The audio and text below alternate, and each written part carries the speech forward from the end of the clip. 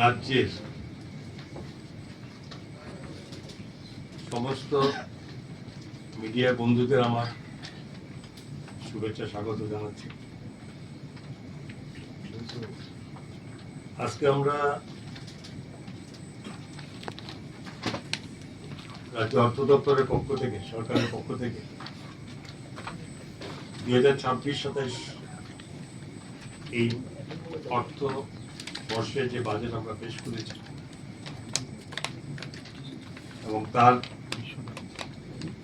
মোট অর্থ রাশি 34,212.31 কোটি টাকার বাজেট আমরা পেশ করেছি। এক্সপেন্ডিচারের সঙ্গে ঘাটতি হিসাবে এখানে 240.72 কোটি টাকা ঘাটতি বাজেট এটা পেশ করেছি। এবারের বাজেট আমরা জানেন যে ভারত সরকার, আমাদের মাননীয় অর্থমন্ত্রী ভারত সরকারের নির্মলা সীতারমণ যে বাজেট পেশ করেছিলেন এবং সেই বাজেট অন্যান্য সময় বিভিন্ন সময় বাজেট করা হয়। এবার বাজেট মূলত যে রাষ্ট্রকে শক্তিশালী করা এবং সবচেয়ে বড় কথা বিকশিত ভারত 2047-কে লক্ষ্য করে এটা বাজেট উনি ঘোষণা করেছেন এবং সেটা দেশের অর্থনীতিকে এবং উদ্ভাবনী শক্তিকে শুরু করে যথেষ্টভাবে বৃদ্ধির লক্ষ্য নিয়ে সেটা কিন্তু বাজেট করেছে।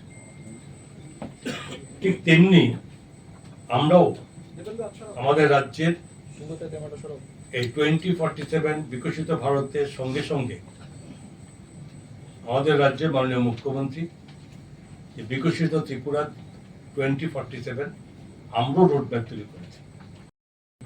লক্ষ্যকে সামনে রেখে শুরু হয়েছে আমাদের যাত্রা এবং তাকে শক্তিশালী রূপ দেওয়ার জন্য, সঠিক জায়গায় পৌঁছানোর জন্য ওই 2047-কে লক্ষ্য ওখানে পৌঁছানোর লক্ষ্য রেখে শুরু হয়েছে বাজেটের এখন আমরা তৈরি করা এবং এই হিসাবে করেছি। বিগত বৎসরে যেখানে আমাদের বাজেটের আকার ছিল তার থেকে 5.52% এবারে বাজেটে আমরা বৃদ্ধি করেছি এবং সেই সঙ্গে যেখানে প্রথমেই সাপ্লিমেন্টারি আমরা গ্র্যান্টের জন্য আমরা অনুমোদন চেয়েছি, সেটা আপনারা জানেন 4,676.81 কোটি টাকা উপর আমরা সেখানে সাপ্লিমেন্টারি গ্র্যান্টের জন্য আমরা প্রস্তাব রেখেছি এবং এই বাজেট মূলত টোটালি একটা গতিশীল এবং মূলধনী ব্যয়ের উপরে গুরুত্ব দেওয়ার বাজেট, যেখানে রাজ্যের সর্বস্তরের মানুষের এবং রাজ্যের অর্থনৈতিক কাঠামো ইনফ্রাস্ট্রাকচার তৈরি করা এবং এগুলোর মাধ্যমেই আগামী দিনে যেখানে ভবিষ্যৎ কর্মসংস্থানের ভবিষ্যৎ থেকে শুরু করে যেটাকে বৃদ্ধি পাবে। এটা আমরা গতবার দেখুন যে 2025-26 সালে যে আমরা মূলধনী ব্যয়ের উপরে আমরা রেখেছিলাম বাজেটে, এবারে তার থেকে 13.19% বেশি এই মূলধনী ব্যয়ের বাজেট আমরা করেছি, যার মূল্য 8,945.92 কোটি টাকা। এই মূলধনী ব্যয়ের উপরে এই বাজেটে আমরা এই প্রবিধান রেখেছি এবং সবচেয়ে বড় কথা যে বাজেট বৃদ্ধি হচ্ছে। আমরা সরকার আসার আগে যে বাজেট দেখেছিলাম যে বিলো 15,000 কোর্সের বাজেট ছিল এবং সময়ের সঙ্গে সঙ্গে বাড়তে বাড়তে আজকের দিনে 34,000 এবং 212.31 কোটি টাকার বাজেট আমরা পেশ করেছি, দ্বিগুণেরও বেশি।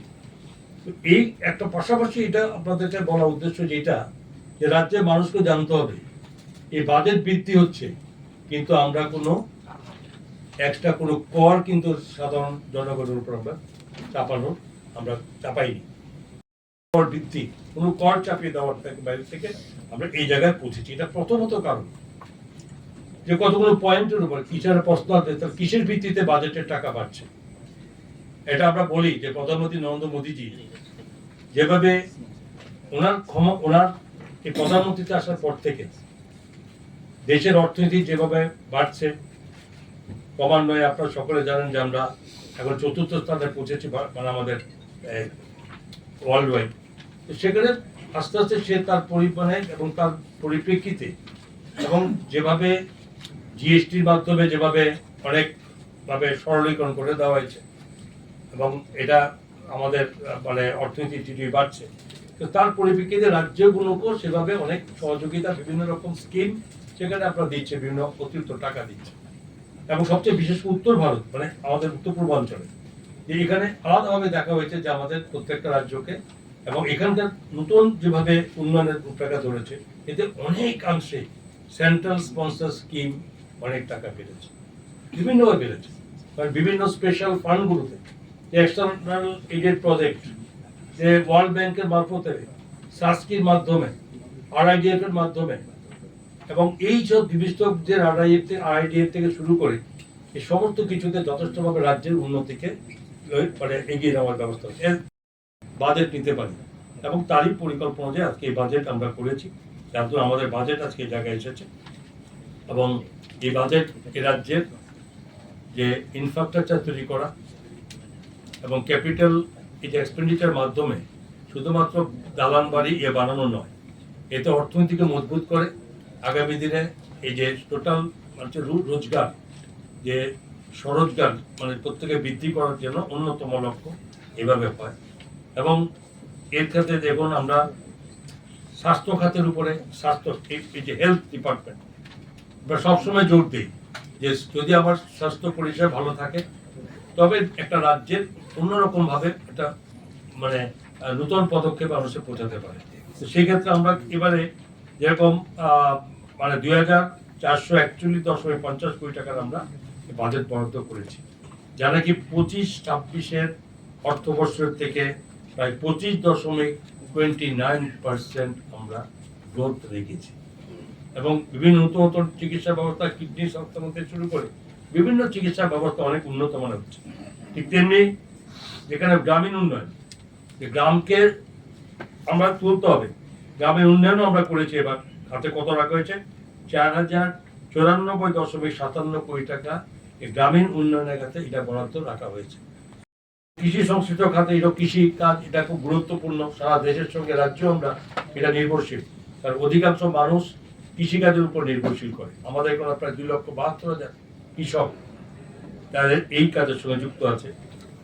সেখানেও যেখানে 1985.61 কোটি টাকা বাজেটে বরাদ্দ রেখেছে, সেখানে যা আছে 5.31% আমরা বৃদ্ধি করেছি। এইগুলোর সঙ্গে একটা কথা বলে রাখা ভালো যে সেন্ট্রাল গভর্নমেন্টের যে সমস্ত CSS স্কিমগুলো আছে, যে সমস্ত পরিকল্পনা নেওয়া হয়েছে যে বিশেষ করে কৃষকদের জন্য বা অন্যান্য ক্ষেত্রে, সেই জিনিসগুলো চালু থাকবে, সেটা চালু থাকবে। তারপরও নতুন নতুন ভাবনা নিয়ে আমরা এইভাবে এগিয়ে চলেছি। যেমন মানে আমাদের রাজ্যের মতো কৃষিক্ষেত্রে আমরা মুখ্যমন্ত্রী শস্য শ্যামলায়ন যোজনা আমরা রেখেছিলাম, সেটাও চালু থাকবে। তো এইভাবে এগুলো থাকার পর নতুন করে আরো বৃদ্ধি হচ্ছে। সুতরাং এই আপনার এই কৃষিকাজে চলছে। শিক্ষা খাতে সবসময় আমরা বলে থাকি, শিক্ষা খাতে কত ধরা হয়েছে? এবার 6,439.56 কোটি টাকা আমরা এবার বাজেটের প্রবিধান রেখেছি।